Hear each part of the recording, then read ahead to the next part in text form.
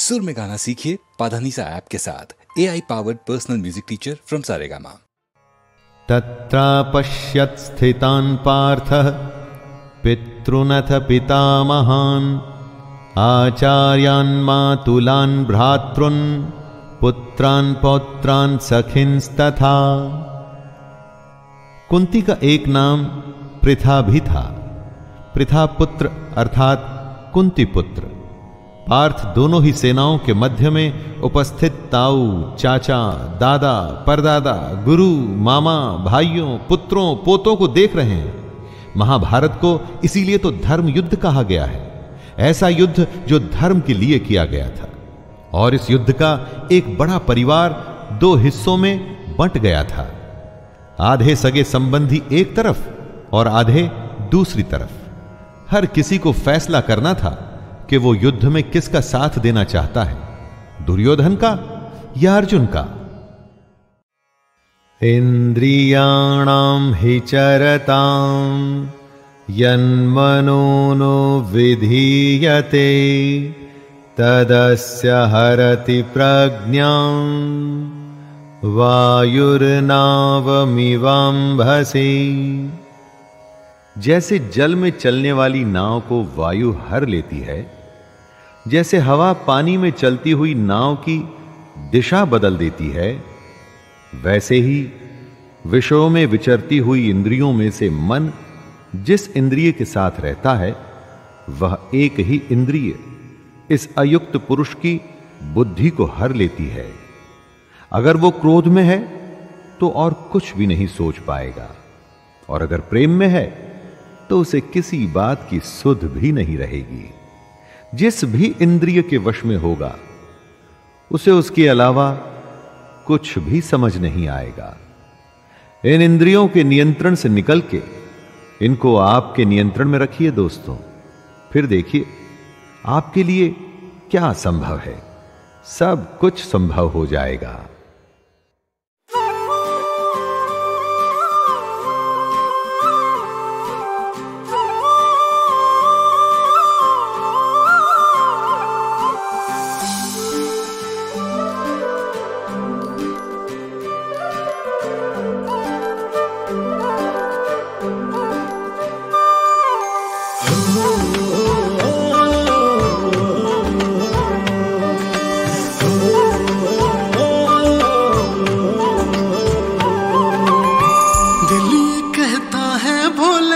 भटकूं तो तू ही संभाले, डमरू पे नाचूं हरदम, मन में उठते हिचकोले।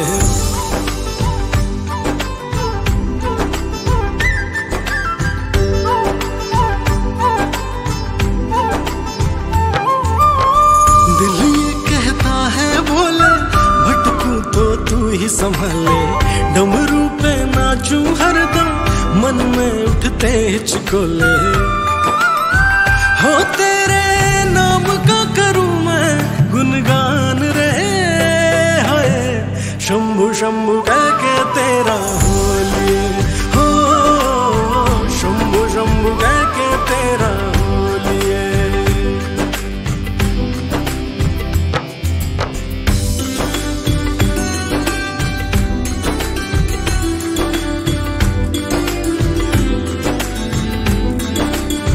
हो को छोड़कर हम कहाँ जाए, किसको जाके अपना हाल दिल सुनाए। आंखों में है मेरे आंसू, हंसती है ये दुनिया सारी, हम तो चौखट में आके तेरी रो लिए। शंभु शंभु कह के तेरा होलिए, हो शंभु शंभु कह के तेरा होलिए।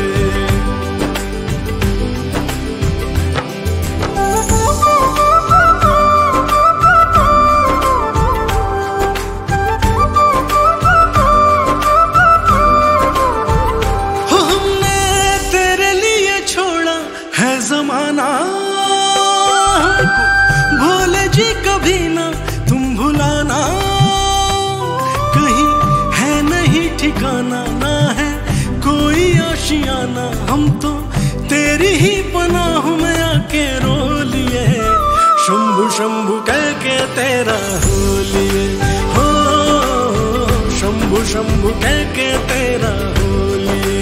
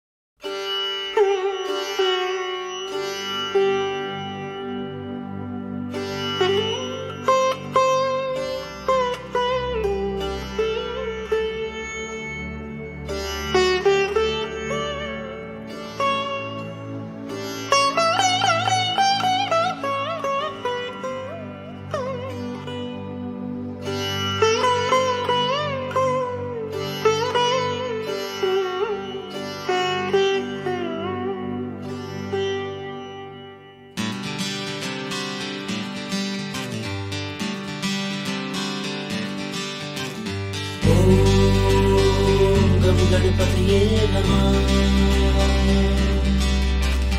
ओम गम गणपतये नमः। ओम गम गणपतये नमः।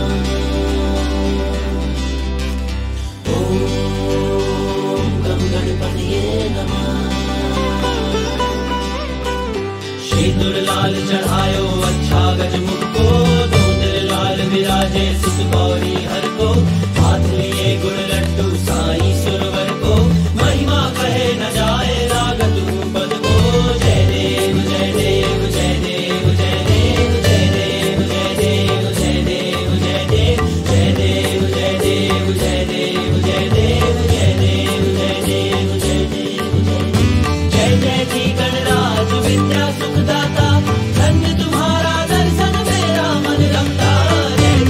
गणराज विद्या सुखदाता, धन्य तुम्हारा दर्शन मेरा मन रमता।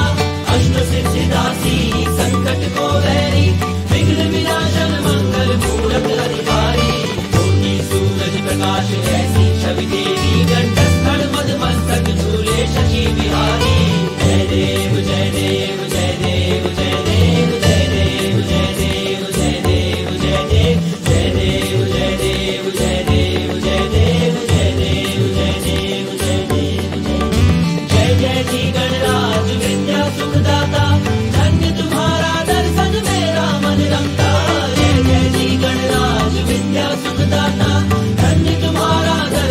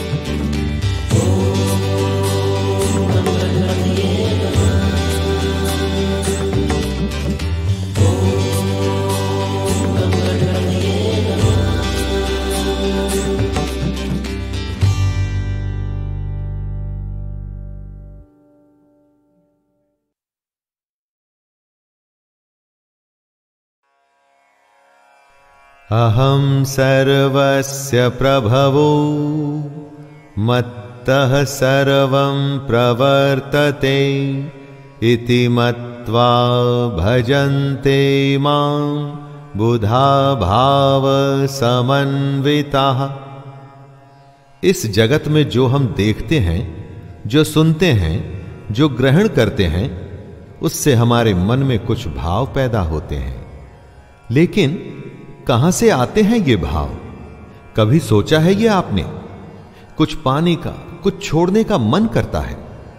इसी के लिए कृष्ण कहते हैं, मैं ही संपूर्ण जगत की उत्पत्ति का कारण हूं और मुझसे ही सब जगत चेष्टा करता है। हम जो भी कोशिश करते हैं, हमारे सारे भाव, हमारी हर चेष्टा के पीछे कृष्ण है।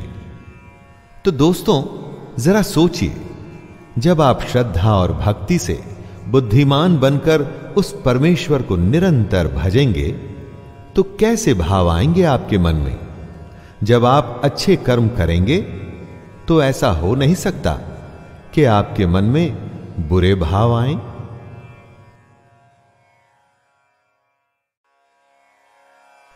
अहं सर्वस्य प्रभवो मत्तः सर्वं प्रवर्तते इति मत्वा भजन्ते मां बुधा भाव समन्विताः। इस जगत में जो हम देखते हैं, जो सुनते हैं, जो ग्रहण करते हैं, उससे हमारे मन में कुछ भाव पैदा होते हैं। लेकिन कहां से आते हैं ये भाव? कभी सोचा है ये आपने? कुछ पाने का, कुछ छोड़ने का मन करता है।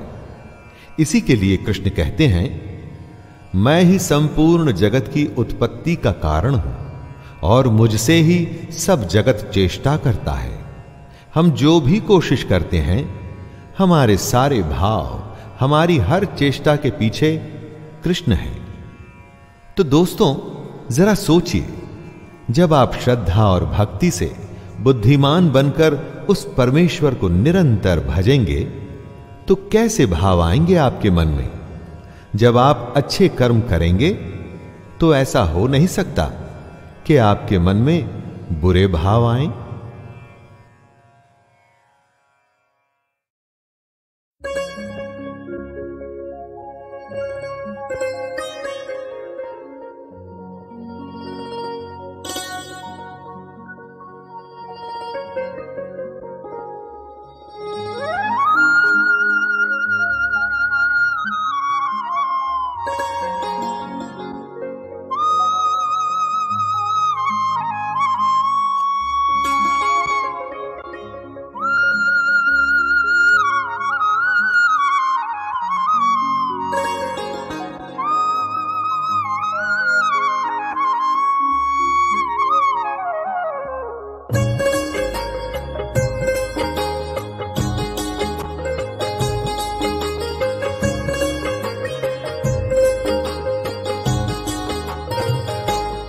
राम के नाम की रटना लगा तो सही, दौड़े बजरंगी खुद ही चले आएंगे।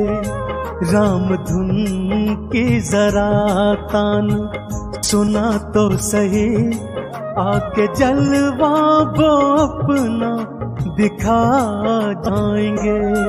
राम के नाम की रटना लगा तो सही, दौड़े बजरंगी खुद ही चले आएंगे।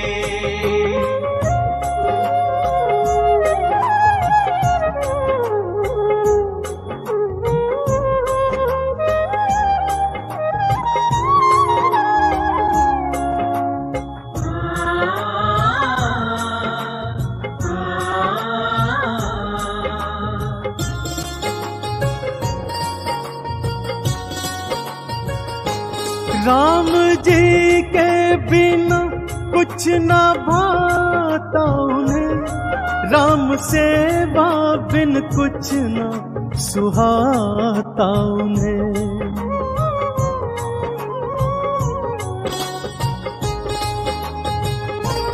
राम जी के बिना कुछ ना भाता उन्हें, राम सेवा बिन कुछ ना सुहाता उन्हें। राम से दूर चैन ना आता उन्हें, राम होंगे जहाँ वो वहीं पाएंगे। राम के नाम की रटना लगा तो सही, दौड़ बजरंगी खुद ही चले आएंगे।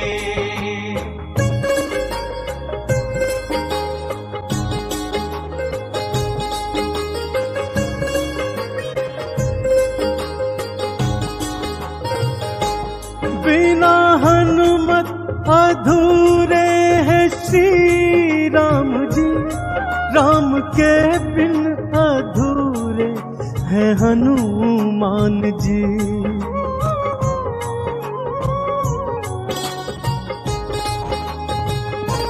बिना हनुमत अधूरे हैं श्री राम जी, राम के बिन अधूरे है हनुमान जी।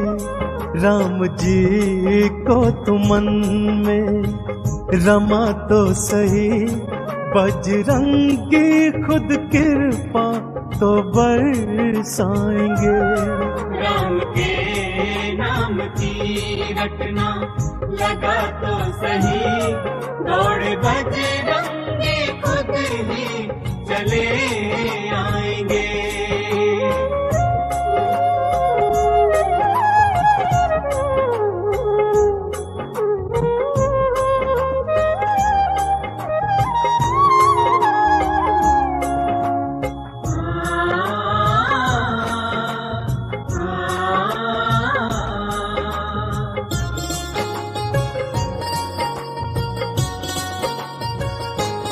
जन्मे थे भक्तों जग में हनुमान जी, करने को सेवा अपने प्रभु राम की।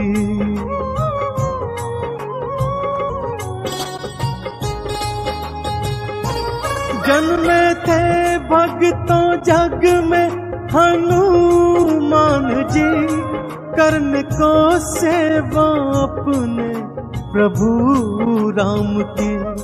राम के रंग में चोला रंगा तो सही, सारे संकट पवन सुत मिटा जाएंगे।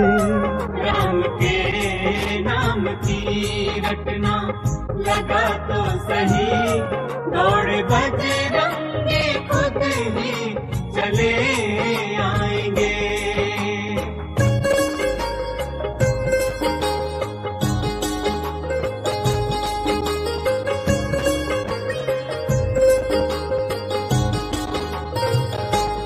करते हैं जो भी भक्ति श्री राम की, मिलती है उनको सिद्धि हनुमान की।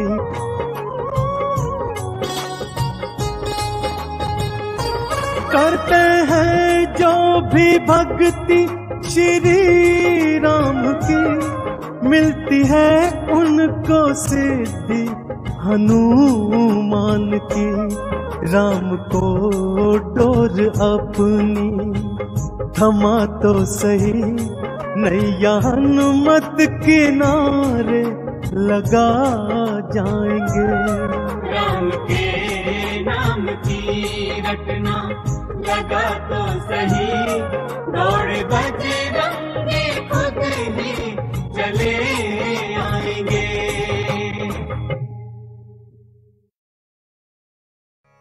सीदन्ति मम गात्राणि मुखं च परिशुष्यति, वेपथुश्च शरीरे मे रोमहर्षश्च जायते। युद्ध की बात करना आसान होता है, युद्ध करना कठिन। ऐसा ही अर्जुन के साथ हुआ, ऐसा ही दोस्तों हम सबके साथ होता है। ऐसी ही शंका का सॉल्यूशन भगवत गीता से श्री कृष्ण के द्वारा हमें मिलता है।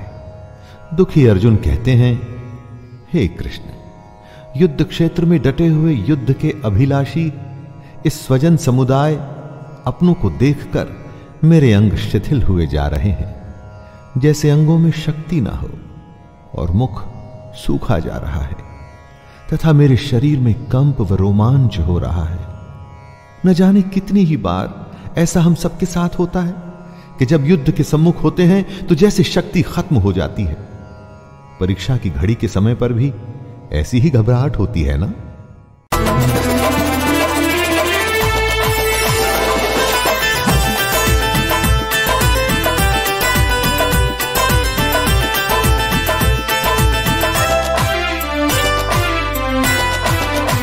सजा है प्यारा सा दरबार, सुंदर मैया का श्रृंगार, लग रहे हैं जयकारे मैया रानी के। लाल चुनरी मुंदरी लाल, चूड़ी बिंदिया बेमिसाल, लाल आया है द्वारे मैया रानी के। सजा है प्यारा सा दरबार, सुंदर मैया का श्रृंगार, लग रहे हैं जयकारे मैया रानी के।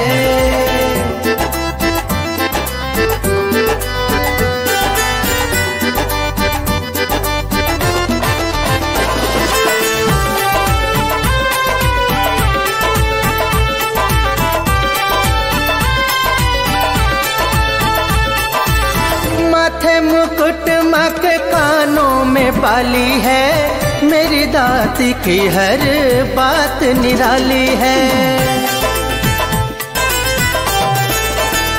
हो माथे मुकुट माँ के कानों में बाली है, मेरी दाती की हर बात निराली है। देती भक्तों को उपहार, कर देती है नैया पार, सारी दुनिया सहारे है मैया रानी के। सजा है प्यारा सा दरबार, सुंदर मैया का श्रृंगार, लग रहे हैं जयकारे मैया रानी के।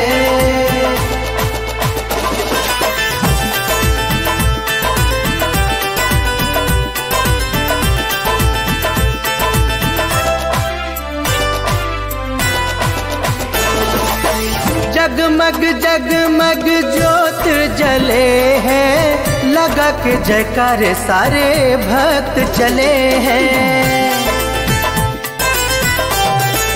ओ जगमग जगमग ज्योत जले हैं, लगा के जयकारे सारे भक्त चले हैं।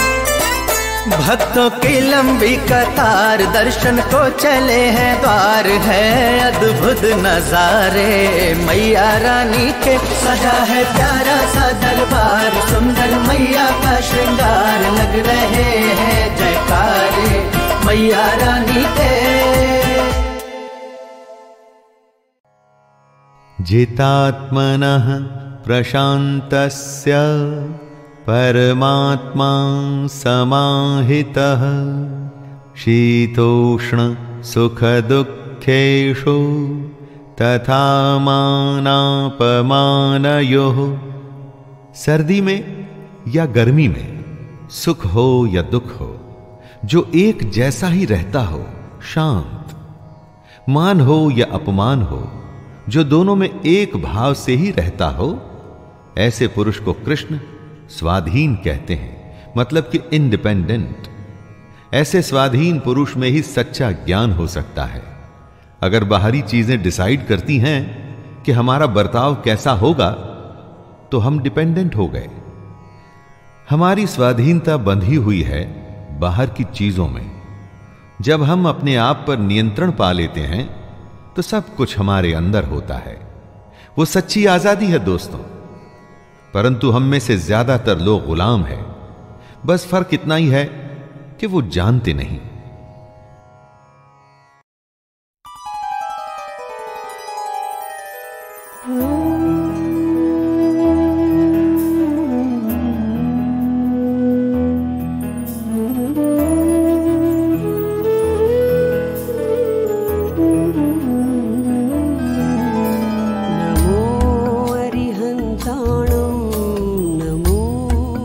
सिद्धाणं नमो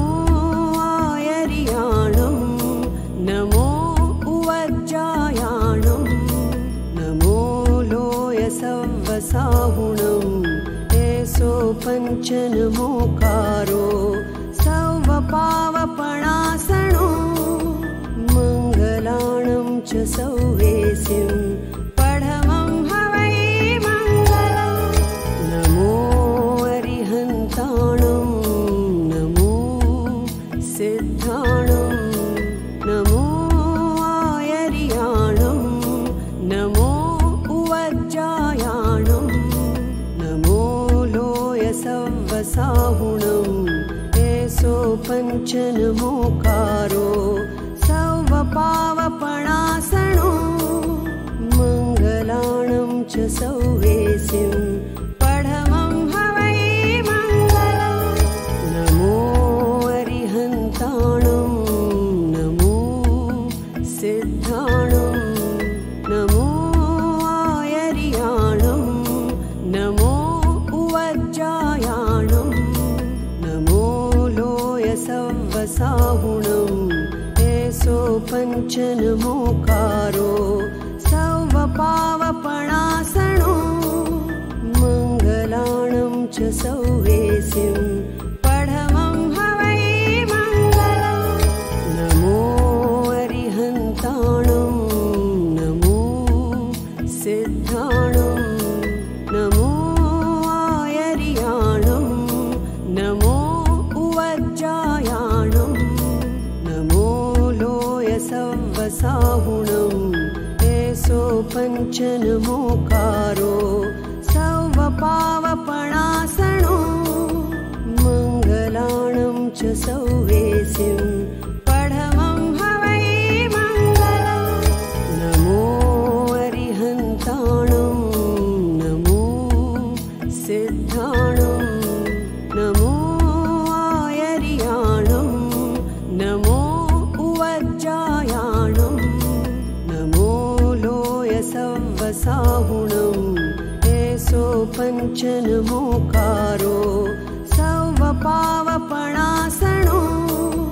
मङ्गलाणं च सौवेसिं पढमं हवै मङ्गलम् नमो अरिहन्ताणं नमो सिद्धाणं नमो आयर्याणं नमो उवज्जायाणं नमो लोयसव्वसाहुणम् एषो पञ्चनमोकारो सौवपावपणासनो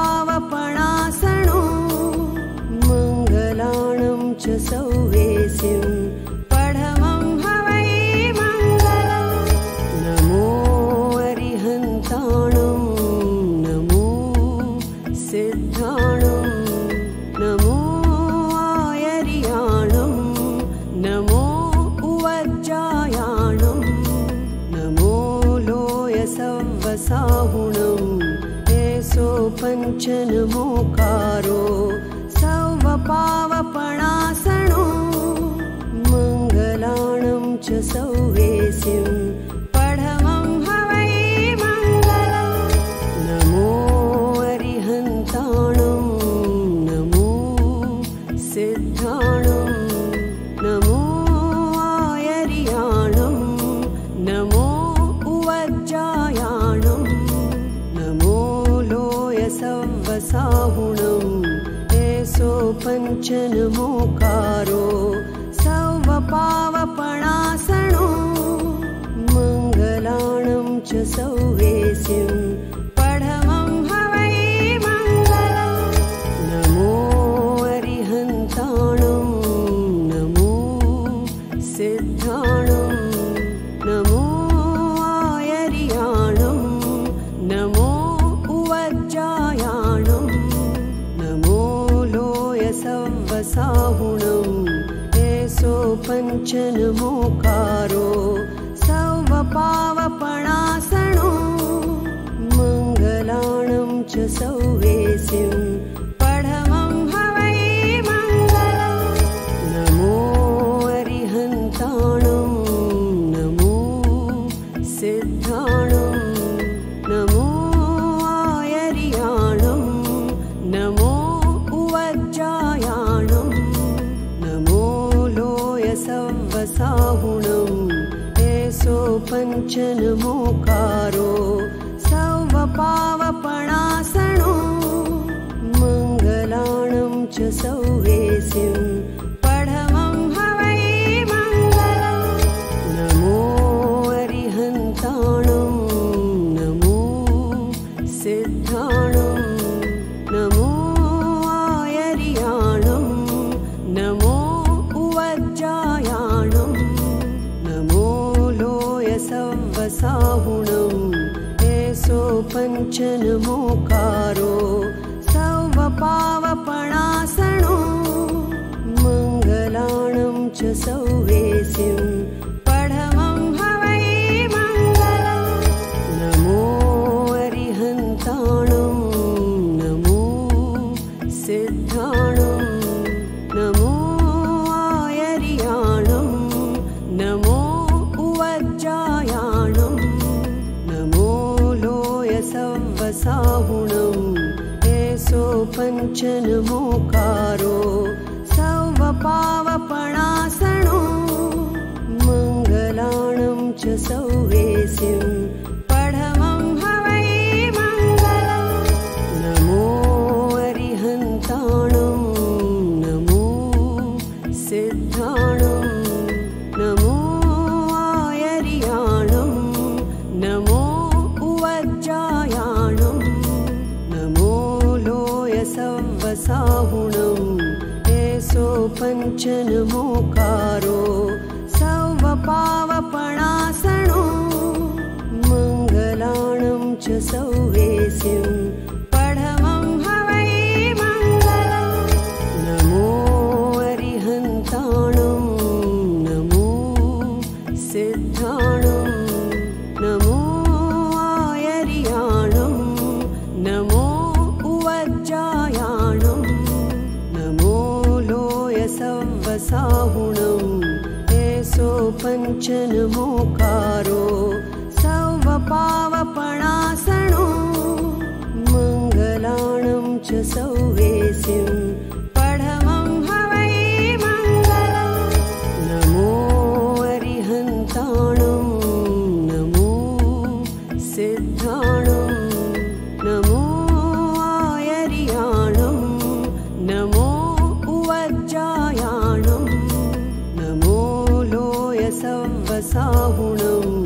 एसो पञ्चनमोकारो सौवपावपणासनो मङ्गलाणं च सौवेसिं पढमं हवै मङ्गलम् नमो अरिहन्ताणं नमो सिद्धाणं नमो आयर्याणं नमो उवज्जायाणं नमो लोयसव्वसाहुणम् एसो पञ्चनमोकारो सौवपावपणासनो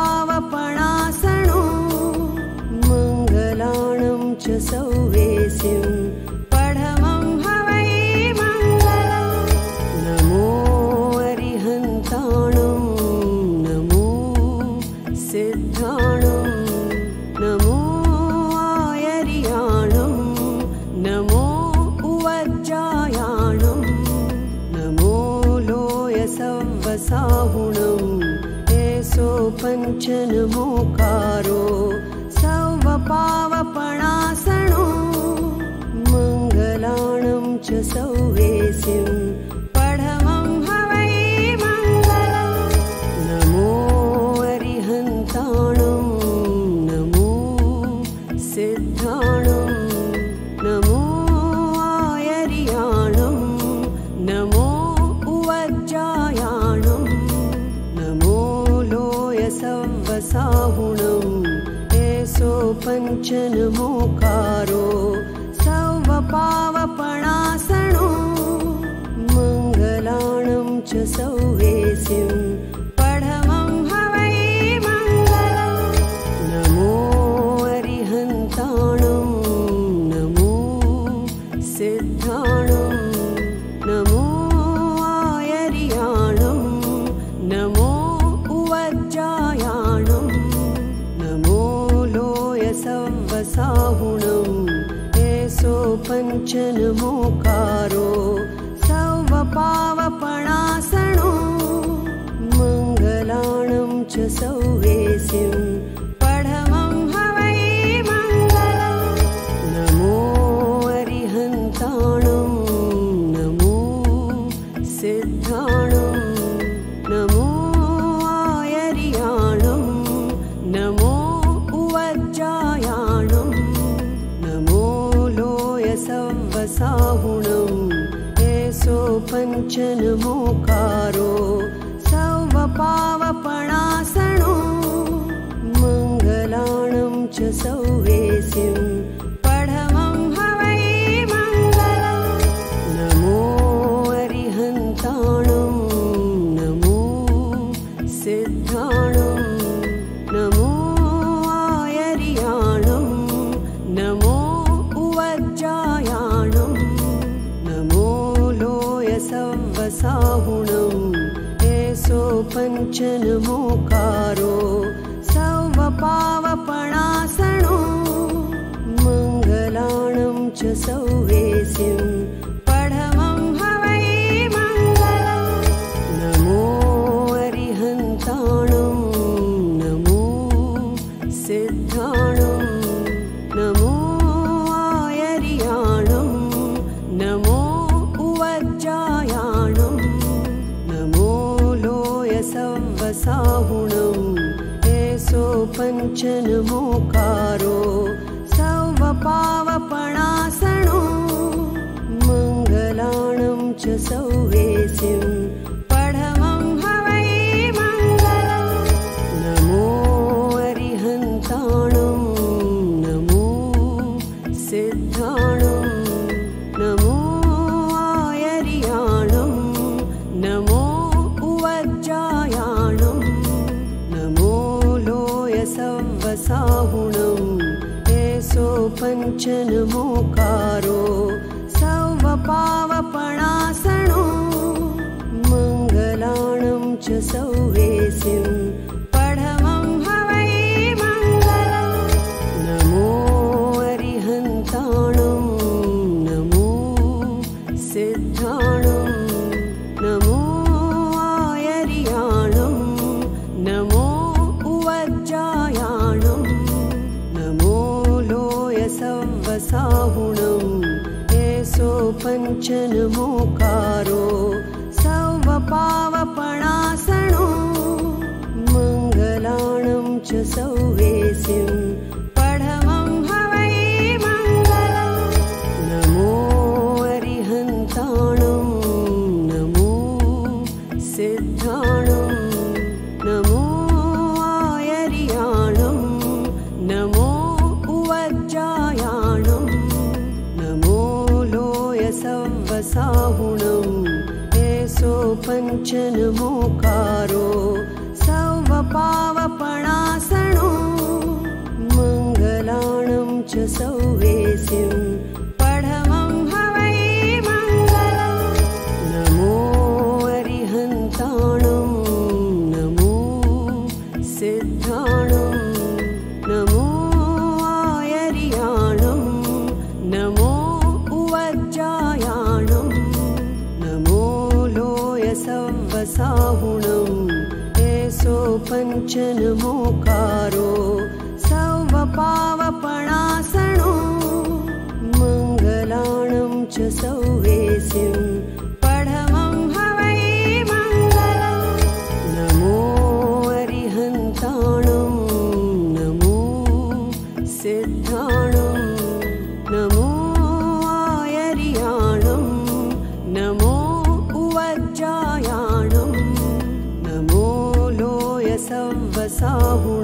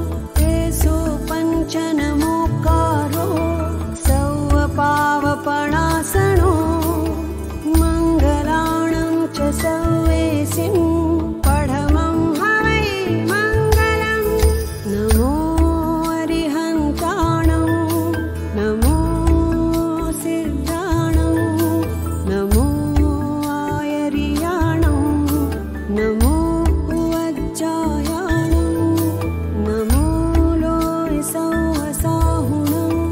तेसो पञ्चनमोकारो सौवपावपणासनो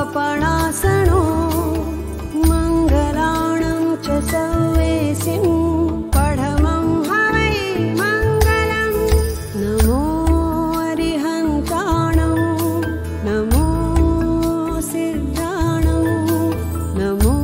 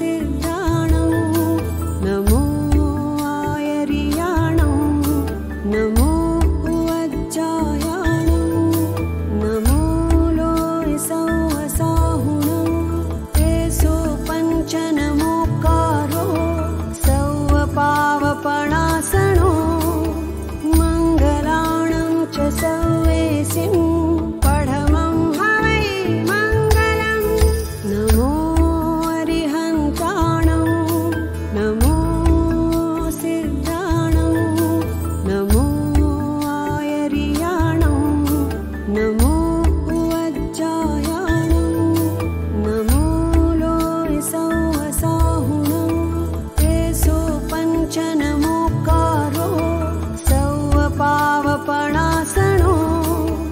मङ्गलाणं च सौवेसिं पढमं हवै मङ्गलं नमो अरिहन्ताणं नमो सिद्धाणं नमो आयर्याणं नमो वज्रायाणं नमो लोय सौवसाहुणं तेसो पञ्चनमोकारो सौवपावपणासनो मङ्गलाणं च सौवेसिं पढमं हवै मङ्गलं नमो अरिहन्ताणं नमो सिद्धाणं नमो आयर्याणं नमो वज्रायाणं नमो लोय सौवसाहुणं तेसो पञ्चनमोकारो सौवपावपणासनो मङ्गलाणं च सौवेसिं पढमं हवै मङ्गलं नमो अरिहन्ताणं नमो सिद्धाणं नमो आयर्याणं नमो वज्रायाणं नमो लोय सौवसाहुणं तेसो पञ्चनमोकारो सौवपावपणासनो मङ्गलाणं च सौवेसिं पढमं हवै मङ्गलं नमो अरिहन्ताणं नमो सिद्धाणं नमो आयर्याणं नमो वज्रायाणं नमो लोय सौवसाहुणं तेसो पञ्चनमोकारो सौवपावपणासनो मङ्गलाणं च सौवेसिं पढमं हवै मङ्गलं नमो अरिहन्ताणं नमो सिद्धाणं नमो आयर्याणं नमो वज्रायाणं नमो लोय सौवसाहुणं तेसो पञ्चनमोकारो सौवपावपणासनो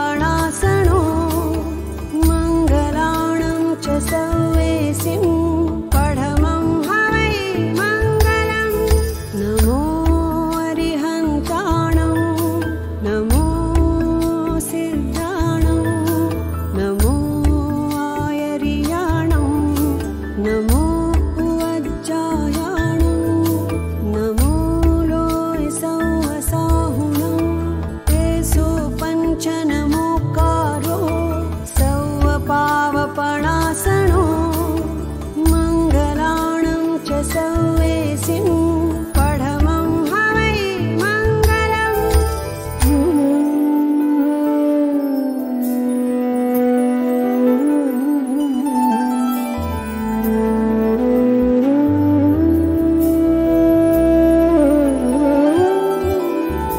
नमो अरिहन्ताणं नमो सिद्धाणं नमो आयर्याणं नमो वज्रायाणं नमो लोय सौवसाहुणं तेसो पञ्चनमोकारो सौवपावपणासनो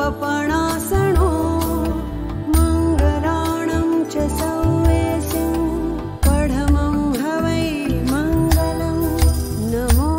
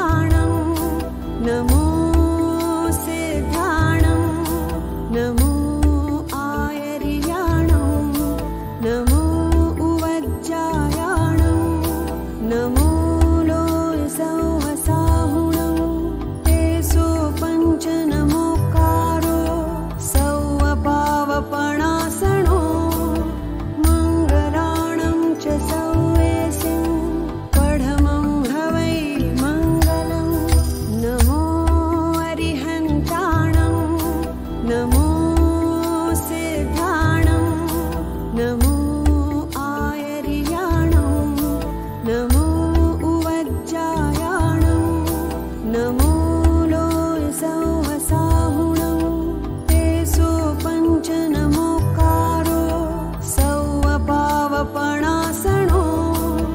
मङ्गलाणं च सौवेसिं पढमं हवै मङ्गलं नमो अरिहन्ताणं नमो सिद्धाणं नमो आयर्याणं नमो उवज्जायाणं नमो लोयसौहसाहुणं तेषु पञ्च नमोकारो सौवपावपणासनो मङ्गलाणं च सौवेसिं पढमं हवै मङ्गलं नमो अरिहन्ताणं नमो सिद्धाणं नमो आयर्याणं नमो उवज्जायाणं नमो लोयसौहसाहुणं तेषु पञ्च नमोकारो सौवपावपणासनो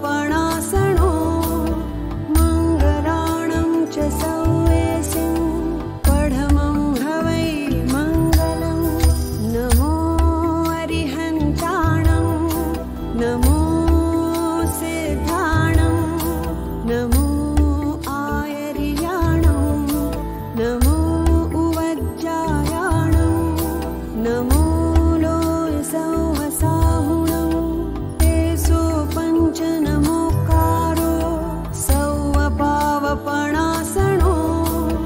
मङ्गलाणं च सौवेसिं पढमं हवै मङ्गलं नमो अरिहन्ताणं नमो सिद्धाणं नमो आयर्याणं नमो उवज्जायाणं नमो लोयसौहसाहुणं तेषु पञ्च नमोकारो सौवपावपणासनो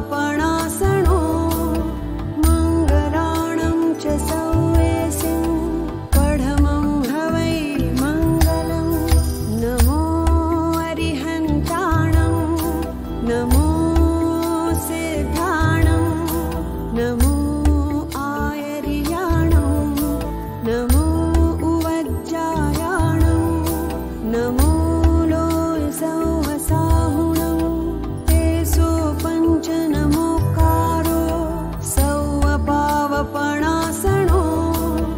मङ्गलाणं च सौवेसिं पढमं हवै मङ्गलं नमो अरिहन्ताणं नमो सिद्धाणं नमो आयर्याणं नमो उवज्जायाणं नमो लोयसौहसाहुणं तेषु पञ्च नमोकारो सौवपावपणासनो मङ्गलाणं च सौवेसिं पढमं हवै मङ्गलं नमो अरिहन्ताणं नमो सिद्धाणं नमो आयर्याणं नमो उवज्जायाणं नमो लोयसौहसाहुणं तेषु पञ्च नमोकारो सौवपावपणासनो मङ्गलाणं च सौवेसिं पढमं हवै मङ्गलं नमो अरिहन्ताणं नमो सिद्धाणं नमो आयर्याणं नमो उवज्जायाणं नमो लोयसौहसाहुणं तेषु पञ्च नमोकारो सौवपावपणासनो मङ्गलाणं च सौवेसिं पढमं हवै मङ्गलं नमो अरिहन्ताणं नमो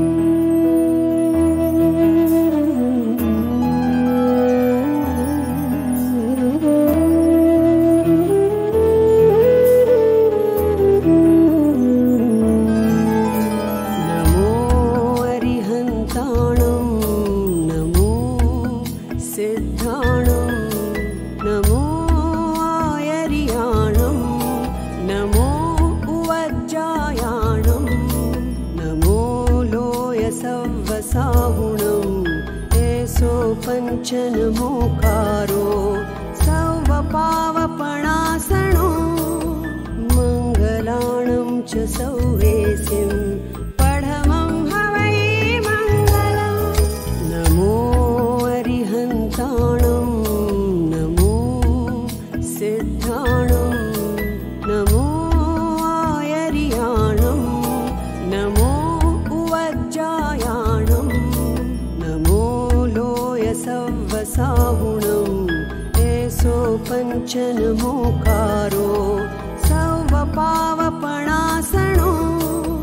मङ्गलाणं च सौवेसिं पढमं हवै मङ्गलम् नमो अरिहन्ताणं नमो सिद्धाणं नमो आयर्याणं नमो उवज्जायाणं नमो लोयसव्वसाहुणं एसो पञ्चनमोकारो सौवपावपणासनो मङ्गलाणं च सौवेसिं पढमं हवै मङ्गलम् नमो अरिहन्ताणं नमो सिद्धाणं नमो आयर्याणं नमो उवज्जायाणं नमो लोयसव्वसाहुणं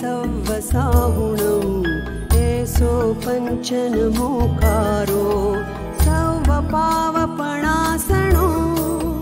मङ्गलाणं च सौवेसिं पढमं हवै मङ्गलम् नमो अरिहन्ताणं नमो सिद्धाणं नमो आयर्याणं नमो उवज्जायाणं नमो लोयसव्वसाहुणं एसो पञ्चनमोकारो सौवपावपणासनो मङ्गलाणं च सौवेसिं पढमं हवै मङ्गलम् नमो अरिहन्ताणं नमो सिद्धाणं नमो आयर्याणं नमो उवज्जायाणं नमो लोयसव्वसाहुणं एसो पञ्चनमोकारो सौवपावपणासनो मङ्गलाणं च सौवेसिं पढमं हवै मङ्गलम् नमो अरिहन्ताणं नमो सिद्धाणं नमो आयर्याणं नमो उवज्जायाणं नमो लोयसव्वसाहुणं एसो पञ्चनमोकारो सौवपावपणासनो मङ्गलाणं च सौवेसिं पढमं हवै मङ्गलम् नमो अरिहन्ताणं नमो सिद्धाणं नमो आयर्याणं नमो उवज्जायाणं नमो लोयसव्वसाहुणं एसो पञ्चनमोकारो सौवपावपणासनो मङ्गलाणं च सौवेसिं पढमं हवै मङ्गलम् नमो अरिहन्ताणं नमो सिद्धाणं नमो आयर्याणं नमो उवज्जायाणं नमो लोयसव्वसाहुणं एसो पञ्चनमोकारो सौवपावपणासनो मङ्गलाणं च सौवेसिं पढमं हवै मङ्गलम् नमो अरिहन्ताणं नमो सिद्धाणं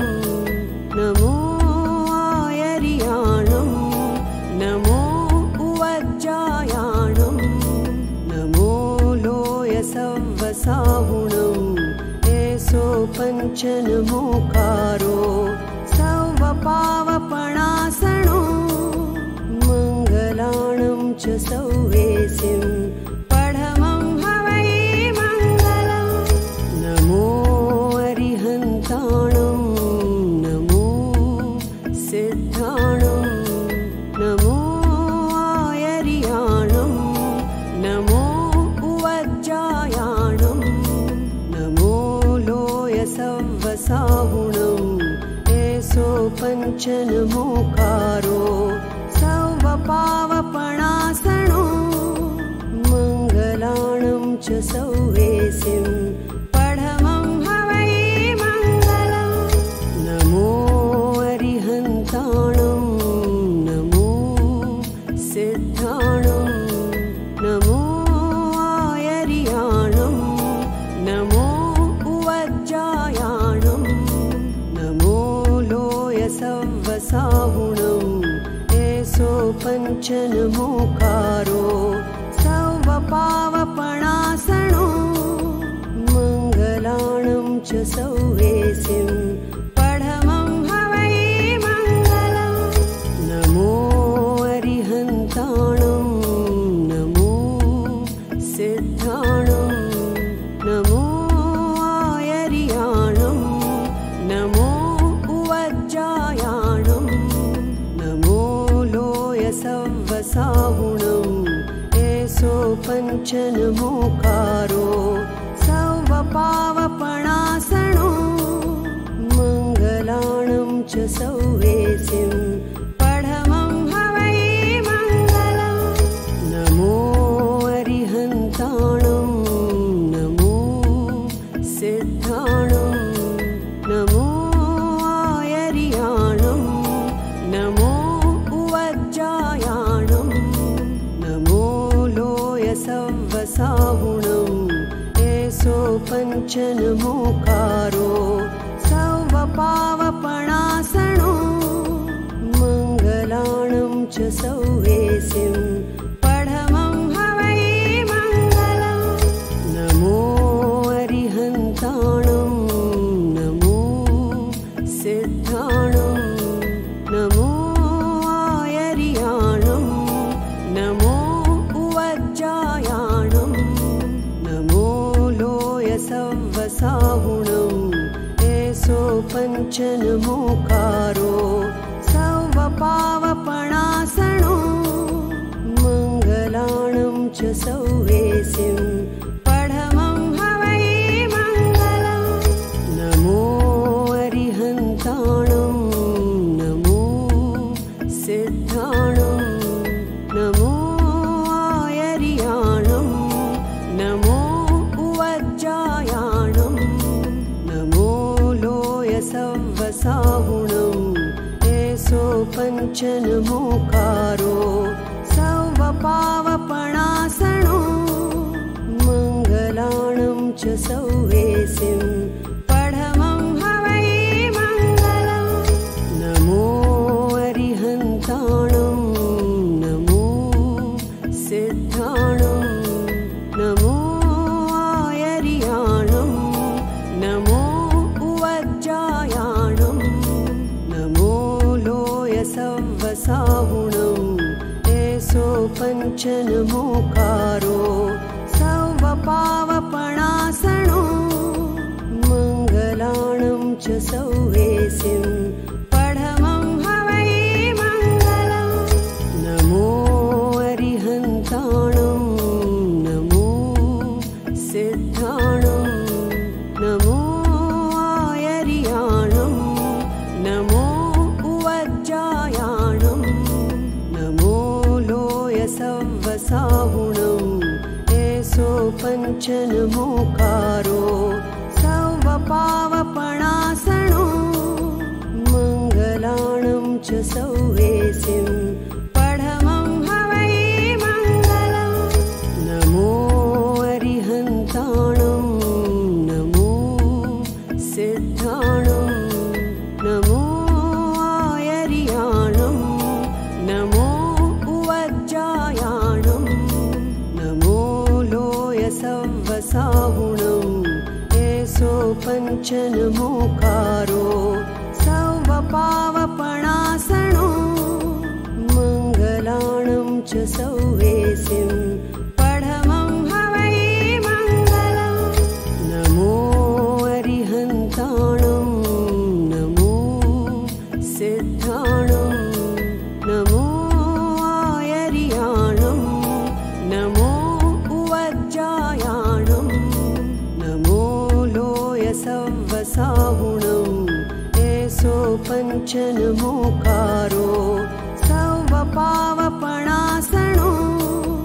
मङ्गलाणं च सौवेसिं पढमं हवै मङ्गलम् नमो अरिहन्ताणं नमो सिद्धाणं नमो आयर्याणं नमो उवज्जायाणं नमो लोयसव्वसाहुणं एषो पञ्चनमोकारो सौवपावपणासनो मङ्गलाणं च सौवेसिं पढमं हवै मङ्गलम् नमो अरिहन्ताणं नमो सिद्धाणं नमो आयर्याणं नमो उवज्जायाणं नमो लोयसव्वसाहुणं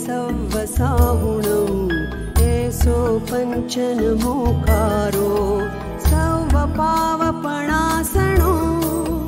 मङ्गलाणं च सौवेसिं पढमं हवै मङ्गलम् नमो अरिहन्ताणं नमो सिद्धाणं नमो आयर्याणं नमो उवज्जायाणं नमो लोयसव्वसाहुणं एषो पञ्चनमोकारो सौवपावपणासनो मङ्गलाणं च सौवेसिं पढमं हवै मङ्गलम् नमो अरिहन्ताणं नमो सिद्धाणं नमो आयर्याणं नमो उवज्जायाणं नमो लोयसव्वसाहुणं एषो पञ्चनमोकारो सौवपावपणासनो मङ्गलाणं च सौवेसिं पढमं हवै मङ्गलम् नमो अरिहन्ताणं नमो सिद्धाणं नमो आयर्याणं नमो उवज्जायाणं नमो लोयसव्वसाहुणं एषो पञ्चनमोकारो सौवपावपणासनो मङ्गलाणं च सौवेसिं पढमं हवै मङ्गलम् नमो अरिहन्ताणं नमो सिद्धाणं नमो आयर्याणं नमो उवज्जायाणं नमो लोयसव्वसाहुणं एषो पञ्चनमोकारो सौवपावपणासनो मङ्गलाणं च सौवेसिं पढमं हवै मङ्गलम् नमो अरिहन्ताणं नमो सिद्धाणं नमो आयर्याणं नमो उवज्जायाणं नमो लोयसव्वसाहुणं एषो पञ्चनमोकारो सौवपावपणासनो